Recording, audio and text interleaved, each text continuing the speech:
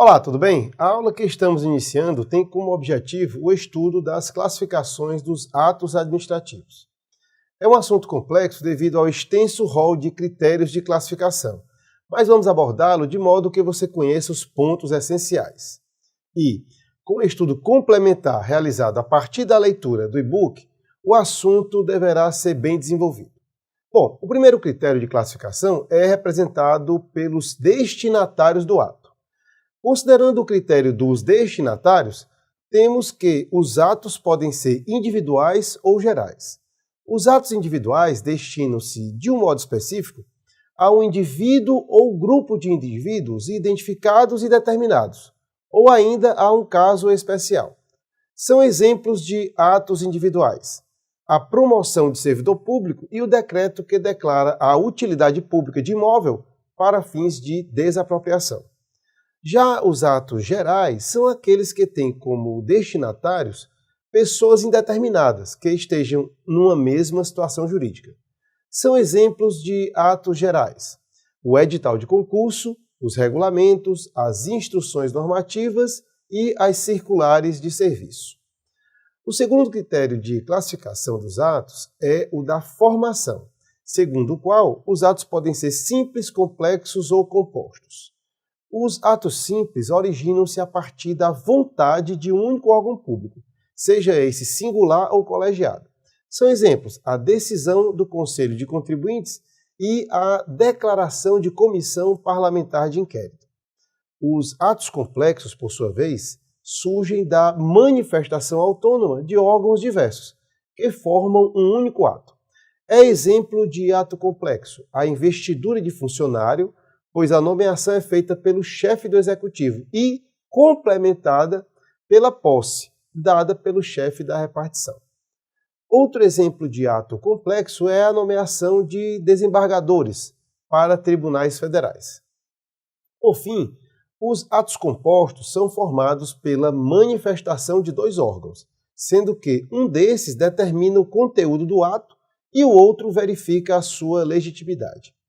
Citamos como exemplo de ato composto um parecer exarado por servidor público, integrante do departamento jurídico de determinado órgão da administração direta, que depende de homologação ainda pendente de autoridade superior para ser validado. Em relação aos efeitos jurídicos, que são o terceiro critério de classificação, os atos podem ser constitutivos, declaratórios ou enunciativos. Os atos constitutivos criam, modificam ou extinguem direitos. São exemplos a revogação de ato administrativo e a aplicação de sanção ao servidor. Os atos declaratórios, por sua vez, declaram a existência de situações jurídicas pré-existentes ou reconhecem direitos. Citamos como exemplos a edição de atos vinculados, tais como a licença para construir e a licença profissional. Já os atos enunciativos atestam determinados fatos ou direitos, bem como envolvem, eventualmente, juízos de valor. São atos enunciativos a certidão que atesta o tempo de serviço do servidor, pareceres que retratam juízos de valor dos agentes públicos, por exemplo. O quarto critério de classificação é a imperatividade, segundo o qual os atos podem ser de império, de gestão ou de expediente. Atos de império têm natureza coercitiva ou obrigatória e são emitidos com o poder das prerrogativas de direito público que a administração detém. São exemplos a apreensão de medicamentos com prazo de validade expirado e a demolição de construções irregulares. Na prática dos atos de gestão, há certa igualdade de condições entre a administração e o administrado. São exemplos de atos de gestão os atos negociais ou de consentimento, tais como a autorização de uso de bem público e a exoneração a pedido do servidor. E os atos de expediente pertencem à esfera da rotina interna da administração, sem caráter decisório.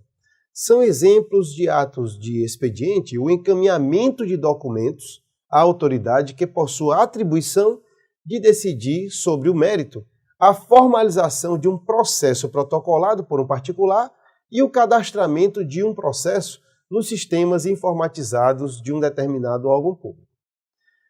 Considerando o objeto do ato como quinto critério de classificação, os atos são classificados em ato-regra, ato-condição e ato subjetivo.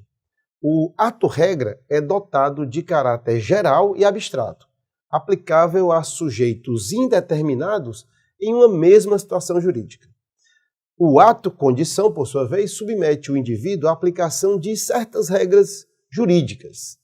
E os regulamentos são atos-regra, enquanto a nomeação de servidor público é ato-condição.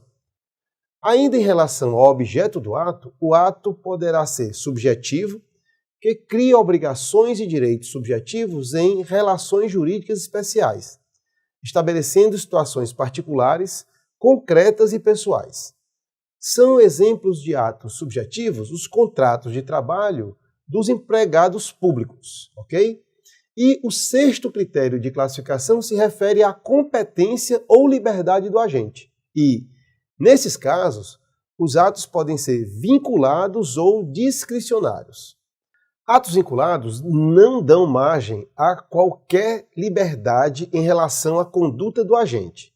São exemplos a licença para construir e a licença para dirigir veículo automotor. Já os atos discricionários dão certa margem de liberdade para a atuação do agente público. E, como exemplos, podemos citar a autorização de uso de bem público e a autorização de porte de arma. O sétimo e último critério, que analisaremos nesta aula, leva em conta o âmbito dos efeitos dos atos.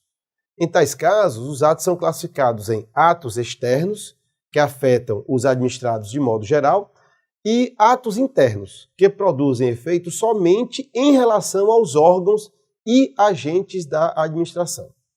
Podemos citar o decreto de desapropriação como exemplo de ato externo e a sanção aplicada no contrato administrativo como exemplo de ato interno, ok? Bom, então assim concluímos o nosso estudo que estávamos dispostos a realizar relativamente aos atos. É importante lembrar que em seu material de apoio, disponibilizado em sua área do aluno, você encontra mais detalhes sobre os temas abordados em nossa aula. Ok? Um abraço e até a próxima.